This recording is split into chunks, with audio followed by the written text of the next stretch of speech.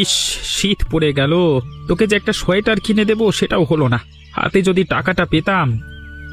আজকে 8টা বছর হয়ে গেল এই ছেঁড়া চাদরটা দিয়ে চালাচ্ছি। কতগুলো যে ফুটো হয়েছে তারই অত্যা নেই।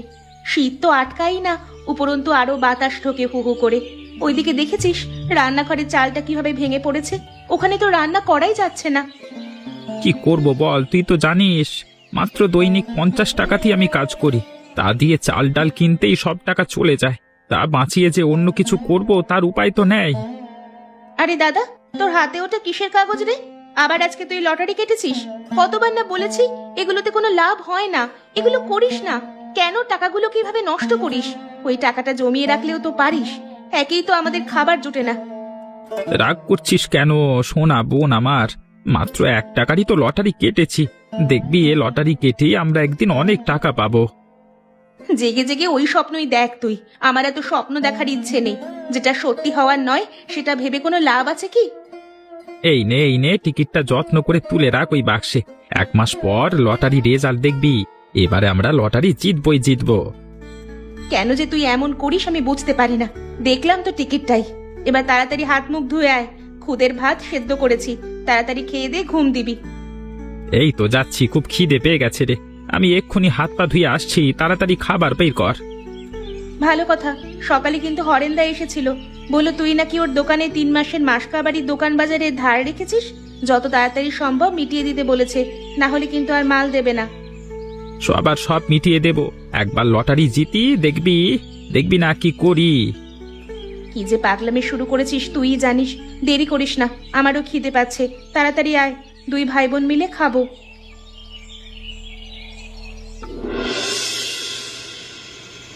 আরে কি এত আস্তে আস্তে খাবার দিচ্ছ? তাড়াতাড়ি দাও। আস্তে আস্তে কোথায়, দিচ্ছি তো। সবকিছুতে এত তাড়া কেন তোমার? সামান্য ভাত আর ফুলকপির ঝোলই তো হয়েছে, এমন করছো যেন রাজভোগ হয়েছে। ওই আমার কাছে রাজভোগ? হ্যাঁ, গরিবের কাছে এই খাবারই তো অসামান্য। হাটে কম দামে পেয়েছিলাম, তাই 5খানা ফুলকপি একেবারে একসঙ্গে বেঁধে নিয়ে এসেছিলাম। গরম গরম ফুলকপির ঝোল দিয়ে ভাত রুটি যা খেতে লাগে না, একেবারে অপূর্ব। এর বেশি আর মুরদ আছে নাকি তোমার? ওই শাক সবজি ঘাস পাতায় খাইয়ে যাচ্ছ, কোনোদিন একটু মাছ মাংস খাওয়ালে না। টাকা পয়সা হাতে এলে নিশ্চয়ই খাওয়াবো। তুই এখন তাড়াতাড়ি আমাকে খেতে দে। আর তস হইছে না আমার, গন্ধখানা খুব সুন্দর উঠেছে। খেয়ে নাও, এই তোমার ফুলকপির ঝোল আর ভাত, প্রাণ ভরে খাও। আমি বাপু এসব খাবো না। তা খাবি কেন? তুই কি আর ভালো জিনিসের স্বাদ বুঝিস নাকি? ভালো জিনিসের স্বাদ বুঝে কাজ নেই। এই নাও আর 4টি ভাত নাও, দেখি তুমি পেট ভরে খাও তো দেখি। হ্যাঁ দে আমি খাই। তবে বলে রাখছি, রাতে না খেয়ে থাকলে কিন্তু তখন মাঝরাতে উঠে রান্না করে এটা ওটা খুঁজবি না। এই তো একে তো ঘরে কিছু নেই, তার উপর জল খেয়ে শুয়ে থাকতে হবে। সে হোক, আমাকে নিয়ে তোমায় ভাবতে হবে না। তা হবে না বললে কি আর হয়? তুমি হলে আমার একমাত্র বউ। হ্যাঁ, নাও একতলা ওই ফুলকপি ঝোল আর ভাত নাও, দেখে নি তোমার মুখে দিই। খাও। যত সব আদিক্ষেতা, দরকার নেই আমার অত ভালোবাসার। সে কি? আরে সে কি আর হয়? আমার বউটা সারা রাত না খেয়ে থাকবে, আমি আর কি করে একা একা খাই বলো? হা করো দেখি, হা করো। এই তো সোনা মেয়ের মতো। খেয়ে নিলে, খেয়ে নাও তো। না বাহ, ভালোই তো হয়েছে তরকারিটা, খুব একটা খারাপ তো হয়নি। তোমাকে তো আমি ততক্ষণ থেকে সেই কথাই বলছি, তুমি কি আমার কথা শুনছো না? ঠিক আছে, কিন্তু এরপর যেন না দেখি এই ঘরে তুমি আর ফুলকপি তুলেছো, তাহলে কিন্তু তোমার একদিন কি আমার একদিন। সারা শীতকাল শুধু ফুলকপি আর শিম খাইয়েই ছাড়বে। আর কি বাজারে কোনো সবজি নেই নাকি? আচ্ছা ঠিক আছে, আর মেলা কাই করো না তো। আর একদালা ভাত নাও, দেখি হা করো।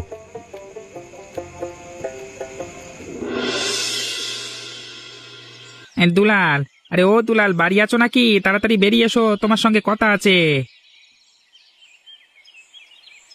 হরেন্দা, আরে এসো বসো। কি সৌভাগ্য আমার, সকাল সকাল তুমি আমার বাড়িতে এসেছো। মোড়াখানা পেতে বসো দেখি। তোমার কি মনে হয় আমি তোমার বাড়িতে বসতে এসেছি? আজকে 3 মাসের মাসকাবারি টাকা আছে, দাওনি, সে কথা খেয়াল কি আছে? কিন্তু এর পরের মাস থেকে 1 টাকা ধার দেব না। গরিব মানুষ, তোমাদেরকে চিনি বলে এতদিন ধার দিয়ে এসেছি। অনেক টাকা মাফ করে দিয়েছি, এবার কিন্তু আর দেব না। তুমি অমন করলে আমরা না খেতে পেয়ে মারা যাবো হরেন্দা। তুমি একটু সময় দাও, আমি সময় সব টাকা মিটিয়ে দেব। এই বছর এটার হবে না তো আমি খুব ভালো করেই জানি। এই নাও 3 মাসে কি কি ধার বাকি করেছো সব এখানে লিস্টি করা আছে। অনেক কার্ড ছাড় দিয়ে আমি এসব করেছি। তবুও তোমার কত টাকা হয়েছে দাদা? ওই সব হিসেব করলে মিলিয়ে মিটিয়ে 2,500 টাকার মতো হয়েছে। ওটাই আপাতত দিও। বেশ বেশ ঠিক আছে, তবে আমাকে কিন্তু একটু সময় দিতে হবে দাদা। আপাতত মাস দেড়েক সময় দিলাম, এর মধ্যে যদি তুমি শোধ করতে না পারো।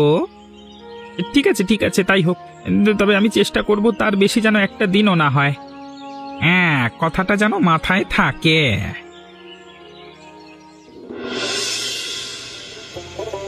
ও বউ, আরে ও বউ, কোথায় গেলে? তাড়াতাড়ি এসো, আমি বাজার নিয়ে এসেছি। পুরো রাজ্য জয় করে ফিরেছে সোনা আমার। তা কি কি বাজার করে এনেছো দেখি। আর যদি আবার ফুলকপি দেখেছি তবে দেখবে তোমার আমি কি করি। এই রে, আমি তো শুধু ফুলকপি এনেছি, এবার না পুরো আগুন লাগিয়ে দেয়। বিড়বিড় করছো, নিশ্চয়ই আবার কোনো আকাম করে এসেছো। না না, কিছু বলছি না, তুমি বরং বাজারগুলো দেখো। আমি না পাড়ার বন্ধুদের সঙ্গে একটু আড্ডা দিয়ে আসি, অনেকদিন আড্ডা দেওয়া হয় না। একদম বেশি চালাকি করবে না বলে দিচ্ছি। আমি কিন্তু বুঝতে পারি কিছু একটা গন্ডগোল আছে। এখানেই দাঁড়িয়ে থাকবে নাকি? একটুও নড়বে না? আচ্ছা বেশ, আমি সেখানেই থাকছি, তাড়াতাড়ি বাজারটা ঘরে তোলো। দাঁড়াও দাঁড়াও, নিচ্ছি। আগে তো ব্যাগটা দেখি কি এনেছো। আবার সেই শিম আর ফুলকপি, কিন্তু আজ আমি একটা হেস্তনেস্ত করেই ছাড়বো, এই বলে দিলাম। এমন করো না সোনা বউ, আমার কথাটা শোনো। কি শুনবো বলো তো? প্রতিদিন সবজি খাওয়ায়, সেই একই প্রকার পোকায় কাটা ফুলকপি। ভাবতাম যদি অন্য সবজি আনতে, কোনোদিন তো একটা চুনো মাছও আনলে না। এই ফুলকপি যদি আজকে তোমার মুখে ছুঁড়ে না মারি তবে আমার নামও শখ না নয়।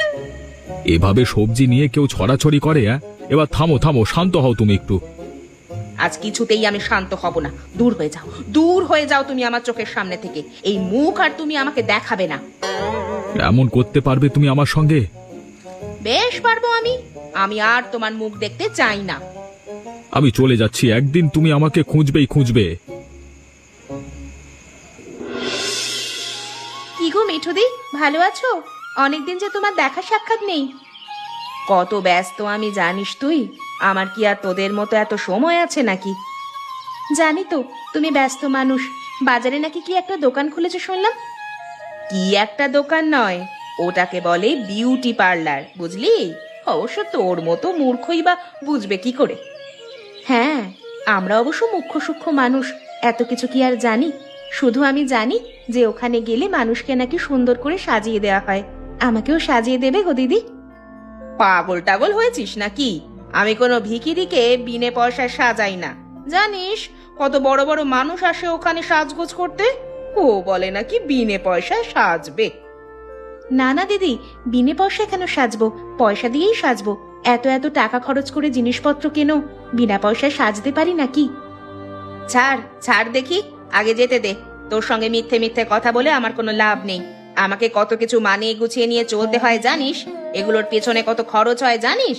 এমনকি বড় বড় সব লোক আমার দোকানে আসে। তোর সঙ্গে থাকতে থাকতে মুখের ভাষাটাও পাল্টে গেল। সেই সব কথা আমিও আমার দোকানে বলে ফেললাম। রাগ করছো কেন দিদি? আমি তো তোমার বোনেরই মতো, একই সঙ্গেই তো বেড়ে উঠেছি। একটুখানি গেলে আর কি বা হয়? কিছুই হয় না রে। আসলে তোর মতো ছোট লোক আমার ওখানে গেলে আমার মান সম্মান কমে যাবে। তুই আর আসবি না, বুঝলি? তুমি চিন্তা করো না, যেদিন আমার টাকা হবে, বড় লোক হব, সেদিন তোমার দোকানে যাব, তার আগে না। পুজোর আওয়ার হয়েছে চিত হয়ে শোবার শখ। যা পারিস কর, আমি চললাম।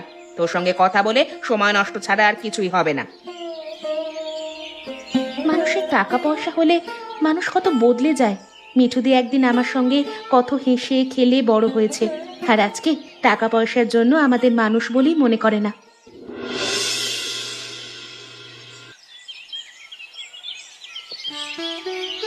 হরেন্দা, আজকের খবরের কাগজটা দাও তো। কেন, খবরের কাগজ নিয়ে কি করবি? তুই আবার কবে থেকে খবরের কাগজ পড়া শুরু করলি? কোনোদিন আগে তোকে খবরের কাগজ পড়তে তো দেখিনি। তুমি এত প্রশ্ন করো না তো। আরে লটারি কেটেছিলাম, ওটারই রেজাল্ট আজকে দেখবো। ও আচ্ছা বুঝলাম। আমি তোর যে লটারি কাটার নেশা কেন এত বুঝি না। এনে কাগজ নে ধর। দাঁড়াও, এই তো পাথাই দিয়েছে। 010। এই তো পুরো মিলে গেছে। মিলেছে নাকি? কি বলছি রে, সত্যি সত্যি? কই দেখি দেখি। হ্যাঁ গো হরেন্দা, সত্যি সত্যি মিলে গেছে। এই দেখো, তুমি লটারিটার সঙ্গে মিলিয়ে দেখো। সব সংখ্যা মিলে যাচ্ছে। ওরে বাবা, তোর তো কপাল খুলে গেল রে, একদম 10 টাকার মানে 10 লাখ টাকার লটারি। কি করবি রে এত টাকা নিয়ে? আগে তোমার ধার দেনা শোধ করবো হরেন্দা, বুঝলে? তুই একটা সৎ ছেলে রে, না হলে এত টাকা পাওয়ার পর কি কেউ আবার ওটুকু ধারের কথা মনে রাখে? তোর মতো ছেলে সত্যি হয় না। হঠাৎ করে এত টাকা পেয়েছিস, কোথাও শেষ করে দিস না রে, ঠিক করে বুঝে শুনে খরচ করিস কেমন? ওপরওয়ালার আশীর্বাদে যখন টাকা পেয়ে গেছি, তখন আমি একে ঠিকভাবেই ব্যবহার করব। দেখো হরেন্দা, আমি চলি, বুঝলে? আগে বোনকে খবর দিতে হবে, ও তো খুব খুশি হবে। এতদিন পর সুখের মুখ দেখেছিস, যা যা তাড়াতাড়ি যা। লটারি পাওয়ার ব্যাপারে যদি কোনো দরকার হয় অবশ্যই আমাকে জানাস, আমি যতটুকু পারবো সাহায্য করব। আমি এখন আসছি, বুঝলে? আজকে প্রায় 1 মাস হয়ে গেল কোথাও স্থায়ীভাবে কোনো কাজ পাচ্ছি না। কি জানি কবে যে কোথাও মাথা গোঁজবার জায়গা হবে। এইদিকে বউটা যে আমার কেমন আছে, রাগ করে চলে তো এলাম। আমার গলা পুরো শুকিয়ে যাচ্ছে, খুব খেতে ইচ্ছে করছে। যাই দেখি সামনের ঘরটায় ডেকে দেখি কেউ যদি সাড়া দেয়। ও মা, আমাদের ঘরটা দেখে মনে হচ্ছে কেউ এগিয়ে আসছে। যাই তো দেখি কে। একটু জল পাওয়া যাবে গো? আমি অনেক দূর থেকে এসেছি। নিশ্চয়ই পাওয়া যাবে, কিন্তু তোমাকে তো এখানে কখনো দেখিনি। এসো এসো। বলছি সব বলছি, আগে একটু জল খাওয়াও বোন, গলা তো পুরো শুকিয়ে যাচ্ছে। দিচ্ছি দিচ্ছি, দাঁড়াও তুমি এখানে বসো, আমি এক্ষুনি জল এনে দিচ্ছি।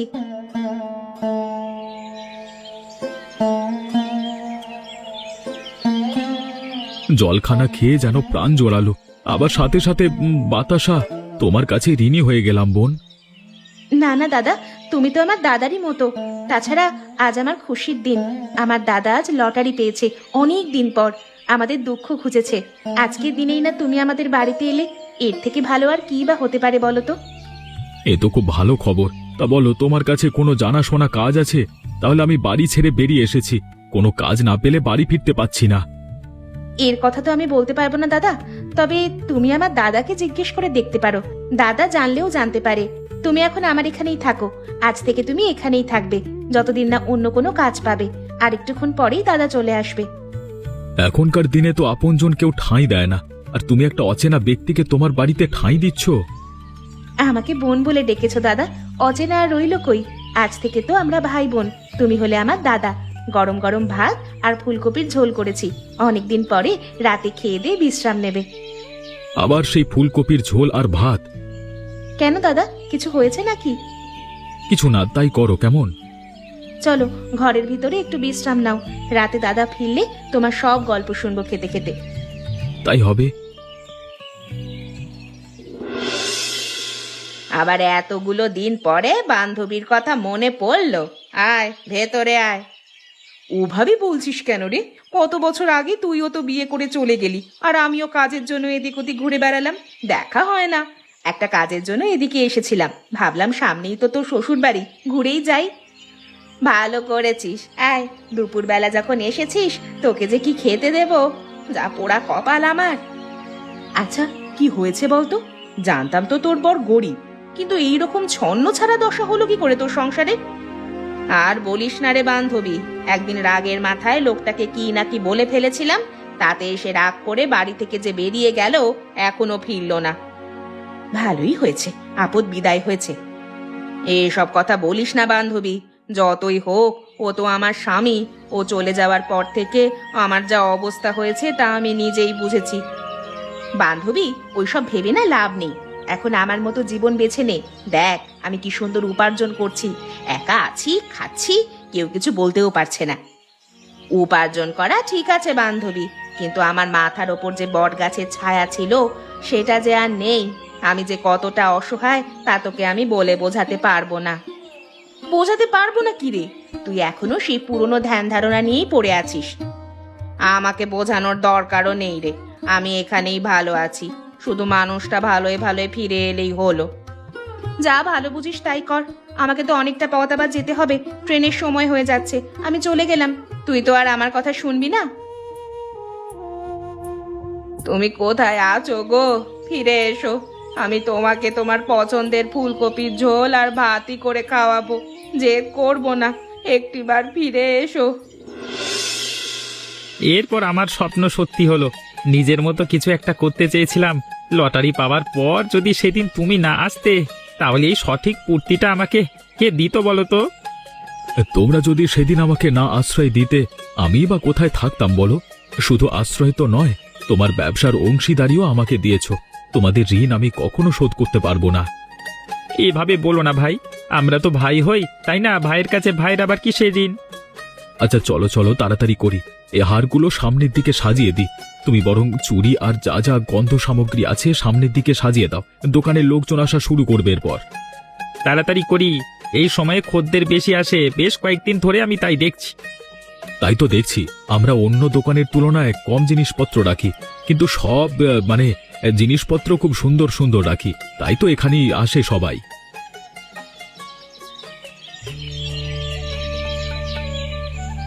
এই দুলাল, আমাকে একটা ভালো শ্যাম্পু দে দেখি।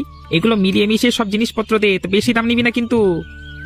আমাকে কখনো এ কদিনে বেশি দাম নিতে দেখেছো দাদা? বৌদির মনের পছন্দের সব জিনিস ফর্দ মিলিয়ে দিচ্ছি, আর সব দাম একদম ঠিক করে নেব। আর নাও তোমার শ্যাম্পু। কত হলো রে? এই তো মাত্র 300 টাকা। এই নে তোর টাকা, জমিয়ে ব্যবসা কর, বুঝলি? তোমাদের আশীর্বাদে যেটুকু হয় দাদা। আরে হবে হবে, নিশ্চয়ই হবে। এত কষ্ট করেছিস, ফল পাবি না বলছিস? হ্যাঁ, নিশ্চয়ই পাবি। তোর ব্যবসা খুব ভালো চলবে।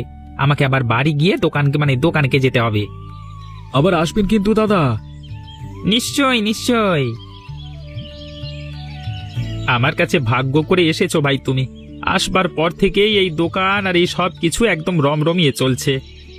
তোমরা আমার নতুন জীবন দিয়েছো, তোমাদের জন্য এটুকু করব না তো কাদের জন্য করব? আর কিছুদিন পর কিন্তু আমি তোমাকে আর বোনকে আমার বাড়ি নিয়ে যাব। রবিবার আমরা সদল বলে তোমার বাড়ি যাচ্ছি, কেমন? কোনো আপত্তি নেই তো? একদমই না। কিরে রিনা, শুনলাম তোরা নাকি বাজারে নতুন মণিহারির দোকান কি খুলেছিস? তোর দোকানে যদি কোনো প্রোডাক্ট বিক্রি করি নিবি তো? আমাকে কিন্তু ন্যায্য মূল্য দিতে হবে। হ্যাঁ, আগে তো জিনিস দেখি, তারপরে তো বলছি। এই দেখ, বিভিন্ন রকমের ক্রিম, সব কিন্তু দামি দামি কোম্পানির। আমার কিন্তু একটু দাম বেশি লাগবে। কেমন দাম একটু বলো শুনি। এটা 500, ওটা 800, এই বাকিগুলো 2000 করে। কিন্তু বাড়িয়ে কিছু বলছি না, যে দামে কিনেছিলাম সেই দামই তোকে বিক্রি করলাম। এবার তুই যদি নিতে চাস নে। হতে পারে আমি বেশি দূর পড়াশোনা করিনি, দামটা কিন্তু আমি পড়তে পারি। বোতলের দামগুলো তোমার বলা দামের থেকে অনেক কম। তুমি এগুলোতে ছাড় পেয়েইছো। আর তাছাড়া দেখলাম এগুলো সব তারিখ পেরিয়ে যাওয়া জিনিস, মানে ছেলে মানুষের ক্ষতি হবে। আর তুমি আমাকে এই জিনিসগুলো গুছিয়ে দিচ্ছ? এতটা বোকা কিন্তু আমি নই মিঠুদি। 2 টাকা করে নিজেকে খুব বড় ভাবছিস, তাই না রে? অপমান করো না, আমি কিন্তু চাইলেই তোমার এইসব কাণ্ডের কথা ফাঁস করে দিতে পারি। আমি চলে যাচ্ছি, তবে তুই কিন্তু এটা ভালো করলি না। আমি কি করলাম তা আমি জানি দিদি। ভালো চাও তো এখান থেকে চলে যাও, ভবিষ্যতে কখনো এইসব কাজ করতে আমার দোকানে আসবে না। ঠিক আছে ঠিক আছে, চলে যাচ্ছি। সত্যি মানুষ যে কতটা নিচে নেমে গেছে, এদেরকে না দেখলে বোঝাই যেত না। আমি আমার কাজে মন দিই।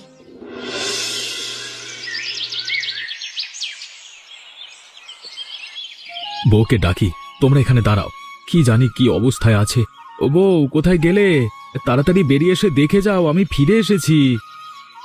মানুষটার গলা পেলাম মনে হলো না, যাই তো দেখি।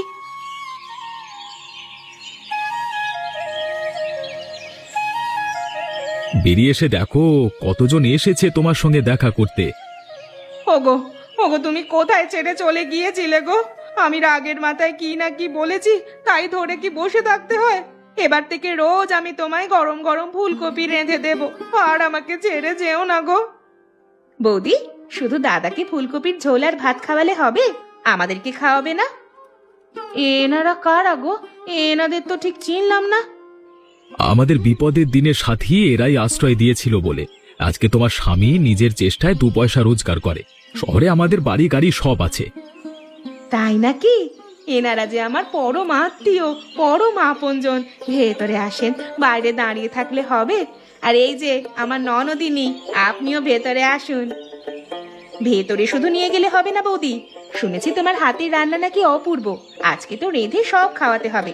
এই দেখো, তোমার পছন্দের মাছ মাংস সব নিয়ে এসেছি, আর সঙ্গে দাদার পছন্দের ফুলকপি। তোমাকে কিন্তু রাঁধতে হবে। এই শীতের দুপুরে মাটির দাওয়ায় বসে সবাই মিলে আনন্দ করে খাবো, আর তারপরে সন্ধেবেলায় তোমাকে নিয়ে সোজা শহরের বাড়িতে চলে যাব। করবো না মানে? আজকে একদম মন ভরে রান্না করব। দেখবে এই বৌদির হাতের রান্না কেমন চেটে পুটে খাবে, এই বলে দিলাম। এখন তাড়াতাড়ি ভেতরে চলো, হাত মুখ ধুয়ে বিশ্রাম নাও। দেখবে এর মধ্যে সব রান্না কেমন চটপট করে হয়ে গেছে। হ্যাঁ, আমরা চা খাবো, কিন্তু এই শীতে বৌদির হাতে ফুলকপির ঝোল আর ভাতও খাবো। হ্যাঁ, কি বৌদি, হবে তো? আমাদের কিন্তু তোমাকে বাড়িতে এই ফুলকপির পদ রান্না করে খাওয়াতে হবে বলে দিলাম। এই শীতে তো তোমার কোনো ছাড়ই নেই। নিশ্চয়ই সব হবে।